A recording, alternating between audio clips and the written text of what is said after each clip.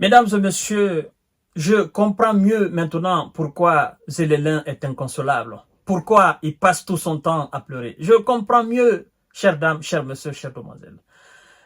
Vous savez, le complexe militaro-industriel russe, de la même manière qu'il tourne à plein régime, 24 heures sur 24, 7 jours sur 7, sans repos, de la même manière que la demande est faite et que la livraison est faite sans attente, sans problème. C'est-à-dire, l'armée russe demande, l'armée russe est servie.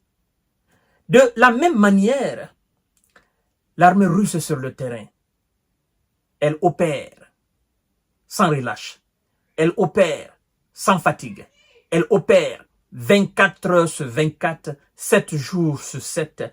La rotation, elle est automatique. Mesdames et messieurs, ce que vous voyez devant vous, c'est une arme qui crache le feu. Oui. C'est une arme qui a une puissance qui effraie l'ennemi. C'est une arme qui opère de nuit, tel un félin. Un félin qui opère aussi la nuit, n'est-ce pas, qui surprend ses proies la nuit. Désemparés, alors, ne peuvent pas s'échapper. Mesdames et messieurs, cette arme-là, elle fait peur, elle effraie. Elle effraie les gars de Zélélin sur le terrain. Parce que, comme eux-mêmes ils disent, ils appellent leurs drones les oiseaux. Ils disent, lorsque nous lâchons les oiseaux, et une fois que les oiseaux repèrent les cibles, alors, le dragon qui crache le feu entre en action de nuit.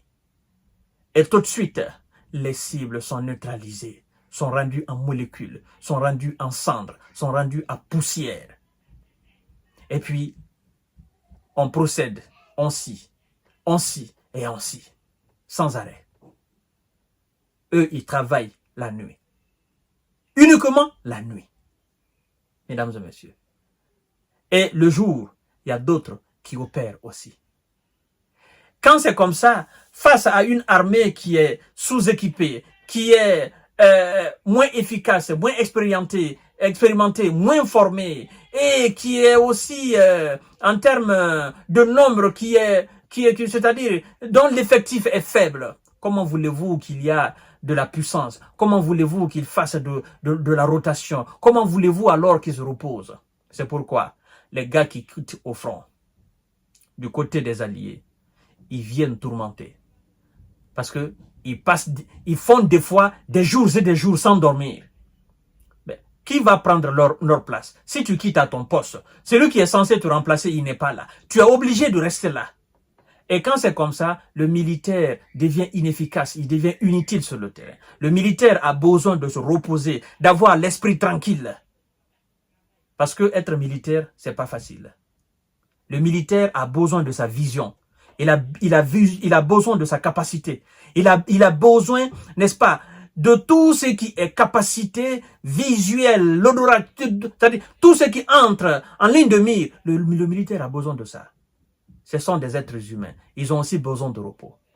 Mais puisqu'il n'y en a pas assez du côté ukrainien, ceux qui sont sur le terrain, ils sont inefficaces. Parce qu'ils sont épuisés, fatigués, ils ont sommeil, ils ont faim, hein? Ils sont malades.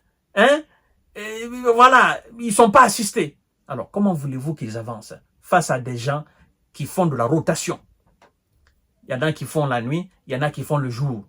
24 heures sur 24, c'est comme ça. Qui sont bien nourris, qui sont bien traités, qui sont bien équipés, qui ont des munitions, hein, qui ont du matériel, qui ont l'aviation, qui ont des obusiers, hein, qui ont des lance-roquettes multiples, qui ont tout.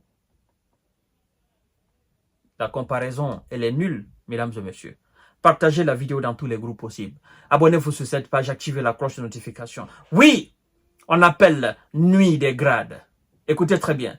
Des LRM russes pilonnent des positions ennemies dans l'obscurité.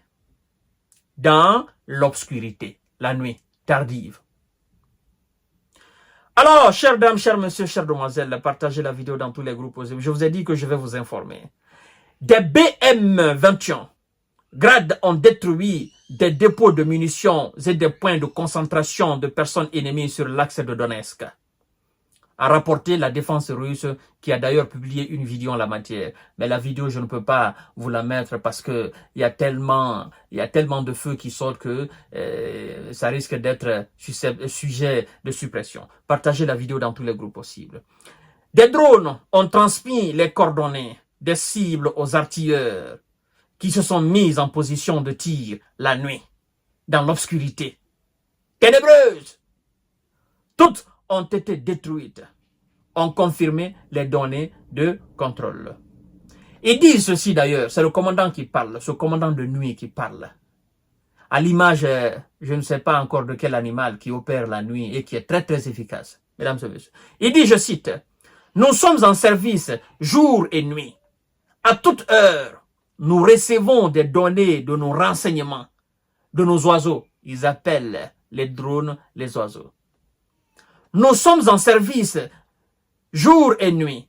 À toute heure, nous recevons des données de nos renseignements, de nos oiseaux. Et travaillons sur la cible, a déclaré le commandant de l'équipage. Mesdames et messieurs. Vous voyez?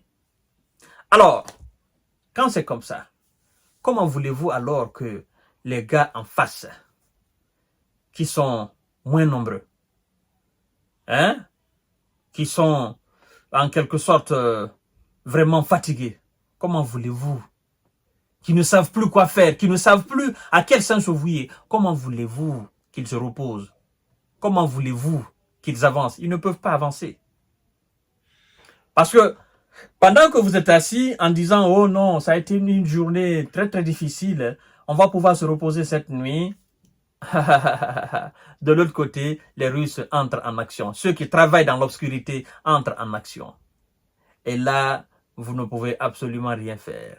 Même si vous êtes dans les bunkers, là, le bruit des obus, le bruit des missiles, ça vous fatigue énormément. C'est-à-dire, vous savez, cette guerre, elle est sur les plateaux de télévision, elle est sur les réseaux sociaux, elle est sur le terrain, elle est aussi purement psychologique. Purement psychologique. Parce que la Russie joue énormément sur la psychologie des soldats ukrainiens sur le terrain et leurs supplétifs occidentaux. Et ça paye, mesdames et messieurs. Ils refusent de comprendre, mais ils vont comprendre. Même si la réalité se présente à eux et qu'ils refusent, ils vont comprendre. Parce que ce sont eux qui perdent. On a parlé de diplomatie, ils ne comprennent pas. On a parlé d'arrangement politique, ils ne comprennent pas. Mais lorsque la Russie va capturer la ville de Kharkov et qu'elle va se diriger vers Kiev, je crois qu'ils vont se dire, ah non, Kharkov n'était pas vraiment une ville stratégique, c'était une très grande ville, mais c'était pas stratégique. Et puis le jour que la Russie va s'emparer de Kiev, ils diront, bon, c'est Kiev, Kiev était juste tout près de la Russie, et puis voilà, c'est pas une ville stratégique, voilà, désormais la ville stratégique c'est ici. On ira de ville stratégique et non stratégique jusqu'à ce que toute l'Ukraine tombera. Ça va prendre le temps que ça prendra. Soit ils décident d'entrer en conflit avec la Russie, soit ils décident d'aller autour de la table avec Vladimir Poutine, sous les conditions de Vladimir Poutine. Sinon, moi je ne vois pas d'issue. Partagez la vidéo dans tous les groupes possibles. Abonnez-vous sur cette page, activez la cloche de notification pour ne plus rater mes vidéos. À tout à l'heure, mesdames et messieurs. Et abonnez-vous aussi sur ma chaîne YouTube qui est Kanté J Visionnaire, le vrai. Merci beaucoup.